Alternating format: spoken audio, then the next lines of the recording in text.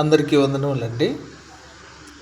Bible నందు Abraham గారి గురించి చదువుతున్నప్పుడు ఆయన విశ్వాసము, ఆయన దేవుడు ఆశీర్వదించిన విధానం చూస్తున్నప్పుడు, ఆయన దేవుని మాటకు లోబడే విధానం చూస్తున్నప్పుడు చాలా ఆశ్చర్యంగా అనిపిస్తుందండి.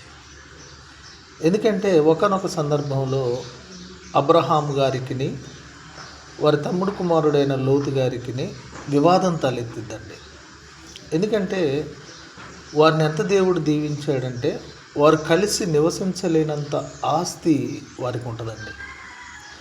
అప్పుడు అబ్రహాము గారి పశువుల కాపరులకును లోతు గారి పశువుల కాపరులకును వివాదం తలెత్తినప్పుడు అబ్రహాం గారు అద్భుతంగా మెచ్యూరిటీని ప్రదర్శించి ఒక మాట మాట్లాడతాడండి. ఎంతో ఆలోచింపజేసేటటువంటి మాట.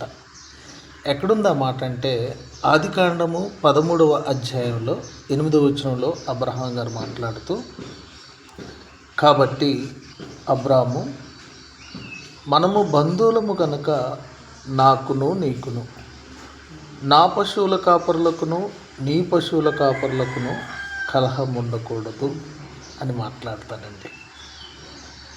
దేవుని మాటకు లోబడే వారి ఆలోచన విధానం ఇలా ఉంటుందండి. కానీ ఈ రోజున అందరికీ ఎలా ఉంటే ఎంత బాగుంటుంది.